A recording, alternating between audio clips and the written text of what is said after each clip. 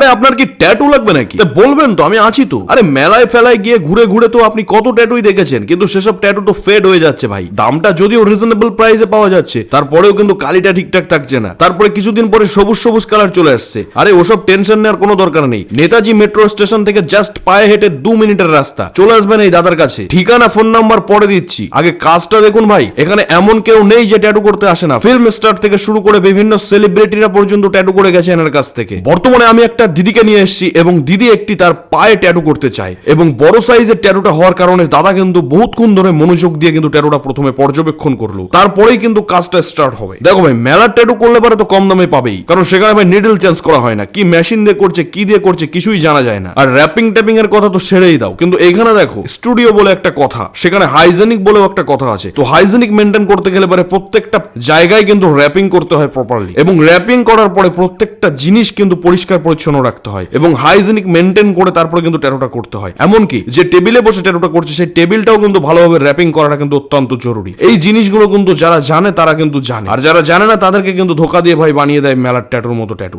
যাই হোক ভাই, তো এইখানে কিন্তু ইতিমধ্যে ট্যাটু করার কাজ শুরু হয়ে গেছে। দিদিকে কিন্তু অলরেডি দাঁড় করিয়ে দিয়েছে ট্যাটু বানানোর সেই টেবিলের উপরে, এবং তারপরেই কিন্তু দেখো স্টেনসিলটা পর্যবেক্ষণ করে মাপ টাপ নিয়ে বেশ ফিটফাট জায়গায় বসিয়ে দিয়েছে। এরপরেই দেখো ধীরে ধীরে স্টেনসিলটা তোলার পরে একদম দারুণ একটা ট্যাটুর কিন্তু একটা গ্লেমার বেড়ে গেছে। মোটামুটি এখানে ডাইনামিক ট্রিপল ব্ল্যাকের একটি কালি ইউজ হচ্ছে, আর মেশিনটাও একটা প্রফেশনাল পেন মেশিন। এই মেশিনে কাজ করলে পরে শব্দ তো কম হবেই, তারপরেও কিন্তু পায়ে একটু ব্যথা টাথা একটু কম লাগতে পারে। নিডল ডিল সমস্ত কিছু চেঞ্জ করা, সমস্ত ক্রিম ট্রিম মাখানোর পরে স্টেনসিলটা বসানোর প্রক্রিয়া শেষ করার পরে এবার কাজে দেখো হাত দিয়ে দিয়েছে।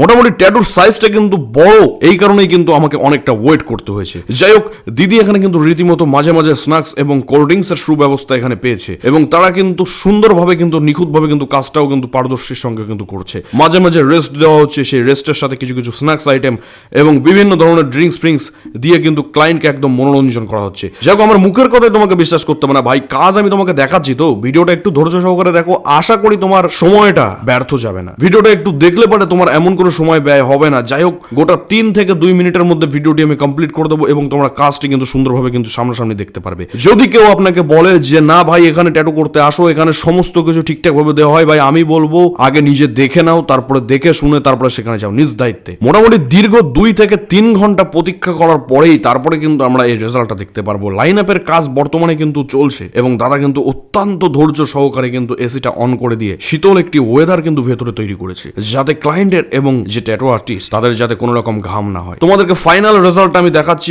বিভিন্ন ভাবে, দেখো কতটা নিখুঁত ভাবে দেখো কাজ করা হয়েছে। বিভিন্ন পয়েন্ট, বিভিন্ন একদম এক একটা পয়েন্ট নিখুঁত ভাবে কিন্তু ধরে ধরে কাজ করা হয়েছে। কাজটা তুমি নিজে ভালো করে